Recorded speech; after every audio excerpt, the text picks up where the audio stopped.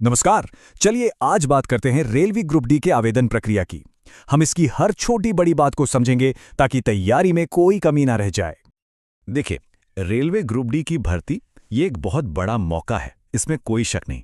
लेकिन असली चुनौती तो इसका एप्लीकेशन प्रोसेस ही है ना। इसको सही से पार कर लिया तो समझिए पहली जंग जीत ली। और बात यह है कि यहाँ गलती की कोई गुंजाइश ही नहीं है।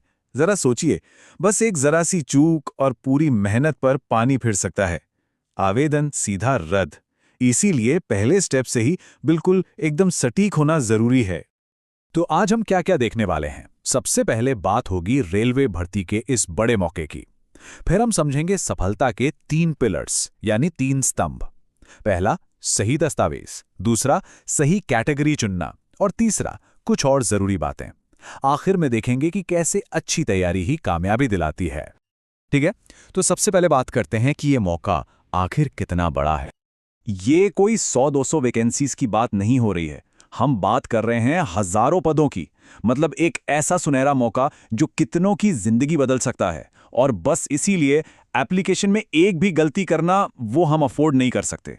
तो फिर इस चुनौती से निपटा कैसे जाए? इसका हल छिपा है सफलता के 3 स्तंभों में। चलिए इन्हीं पर बात करते हैं।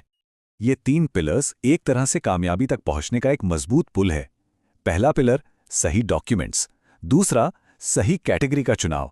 और तीसरा, वो जरूरी बातें जिन पर अक्सर ध्यान नहीं जाता।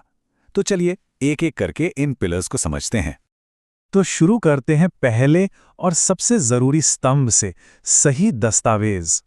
एक बात बिल्कुल साफ है, एक मजबूत एप्लीकेशन की बुनियाद ही होती है सही और बिना गलती वाले डॉक्यूमेंट्स। अपनी एलिजिबिलिटी साबित करने का यही तो तरीका है ना? तो वो कौन सी आम गलतियां हैं जिनसे बचना ही बचना है? जैसे क्या हर डॉक्यूमेंट में नाम की स्पेलिंग सेम है? जो कॉपी अपलोड की है वो साफ साफ पढ़ी जा रही है?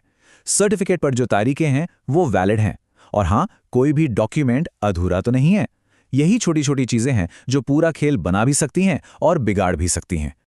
चलिए अब आते हैं दूसरे पिलर पर, और ये है सही कैटेगरी का चुनाव। तो ये कैटेगरी या श्रेणी आखिर है क्या? इसे ऐसे समझिए कि ये एक खास रास्ता है जो तय करता है कि कोई एलिजिबल है या नहीं, कट ऑफ क्या होगा और फाइनल सिलेक्शन कैसे होगा।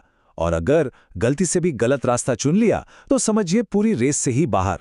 मतलब सीधा सा है, जो कैटेगरी चुनी जाएगी उसी पर पूरी उम्मीदवारी टिकी है। ये एक ऐसा फैसला है जहां एक गलत कदम सब कुछ खत्म कर सकता है। तो इसे हल्के में लेने की तो सोचना भी नहीं चाहिए। और अब बारी है हमारे तीसरे और आखिरी स्तंभ की। इसमें हम उन जरूरी डिटेल्स की बात करेंगे जो अक्सर छूट जाती हैं।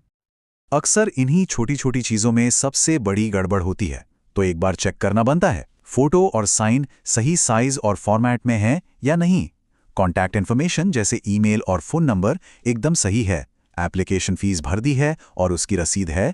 और सबसे जरूरी, डेडलाइन, ये तारीख दिमाग में बैठा लेनी है। इन सब का जवाब हाँ में ही होना चाहिए। तो इन सब बातों का निचोड़ क्या है? आखिर में सब कुछ तैयारी पे ही आके टिकता है। यहाँ 2 तरह के उम्मीदवार हैं। एक जो सावधान है, हर डॉक्यूमेंट को डबल चेक करता है, कैटेगरी को समझबूझकर चुनता है, हर छोटी बड़ी बात पर ध्यान देता है। और दूसरा है वो जो लापरवाह है, बस जल्दी जल्दी में फॉर्म भर दिया, कैटेगरी को लेकर कंफ्यूज है और छोटी मोटी गलतियां कर देता है। अब नतीजा क्या होगा ये तो इस बात पर निर्भर करता है कि रास्ता कौन सा चुना गया।